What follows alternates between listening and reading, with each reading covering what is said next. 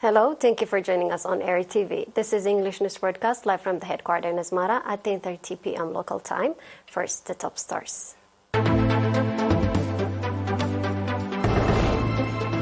Training given on administration and leadership.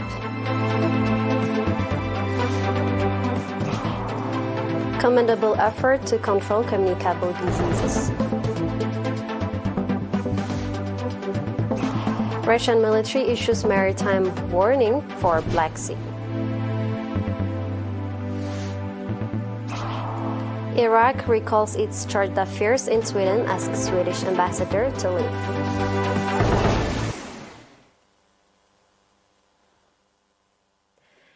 The National Union of Eritrean Youth and Students, branch in Asaba region, organized a training program on administration and leadership for 70 high school students from all the subzones of the region. The training included administration and leadership skills, the significance of organization, information management, communication conviction, as well as historical background of the union. The objective of the training was to develop the political and administrative capacity of the youth. Mr. Saleh Ahmeddin, chairperson of the National Union of Eritrean Youth and Students, also gave a seminar focusing on the objective and activities of the union. At the seminar, Mr. Saleh called on the youth to develop their overall understanding of the activities and programs of the union and play a due part in their implementation. At the event, awards were handed out to 45 outstanding students.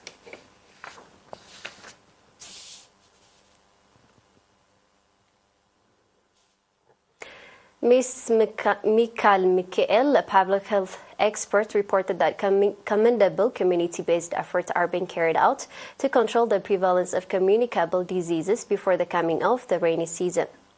Ms. Mikal said that the community-based popular campaign includes clearing mosquito breeding areas as well as environmental sanitation activities. Pointing out that the program is being carried out in cooperation with ERA administrators and village coordinators, Ms. Mikal commended the strong participation of the residents. Ms. Mikal also called on the public to follow the advice of health experts and properly use impregnated bed nets.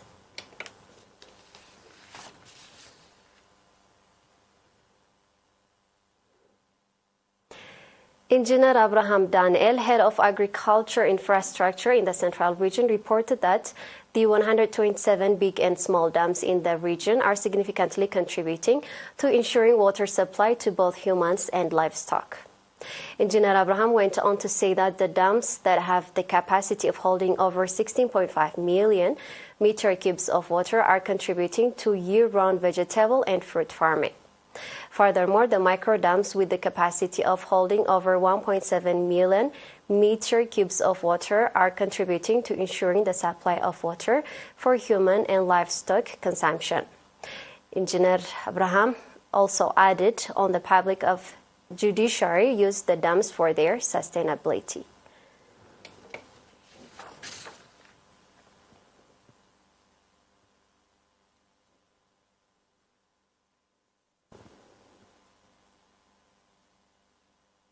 We are live on ERi-TV. Stay tuned for international news.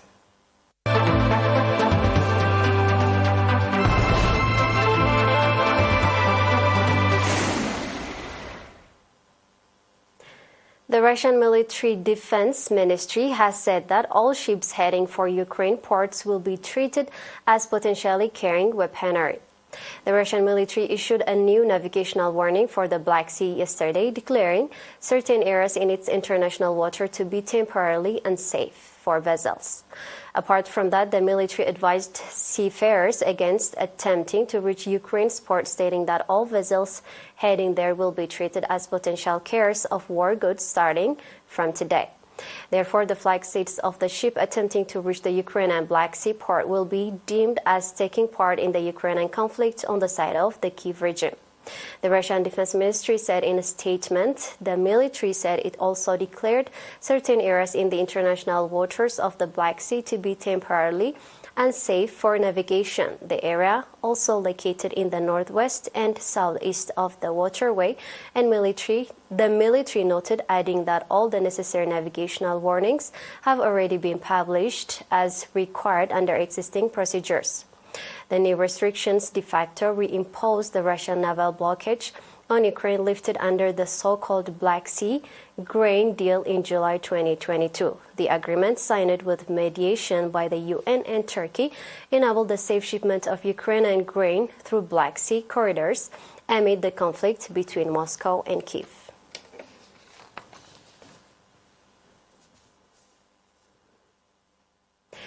Iraq asked Sweden's ambassador in Baghdad today to leave Iraq's soil and also recalled its chargé d'affaires in Sweden, a state government statement said. The decision came after Iraq told Sweden it would sever diplomatic ties if a Quran is burned again after hundreds of people stormed the Swedish embassy in Baghdad and set it alight in protest against plans for one to burn in Stockholm later today. Hundreds of people have stormed Sweden's embassy in Iraq, scaling the walls of the complex and torching the building. They were protesting the second planned burning of the Quran in Sweden in under a month. Swedish officials condemned the attack and confirmed that all Baghdad embassy staff were safe. Sweden's police denied several applications earlier this year for protests, which were expected to including burning the Quran. But the country's court ruled the protest should be allowed to go ahead, citing free speech laws.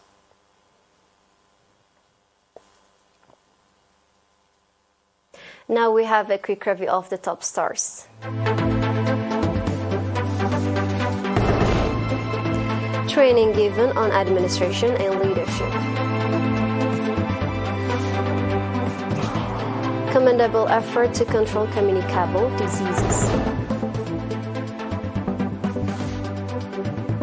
Russian military issues maritime warning for Black Sea.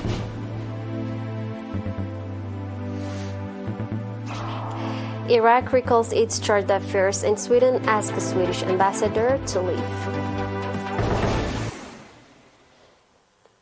It was me, Salem Berhano, with the news for tonight. Thank you for being with us.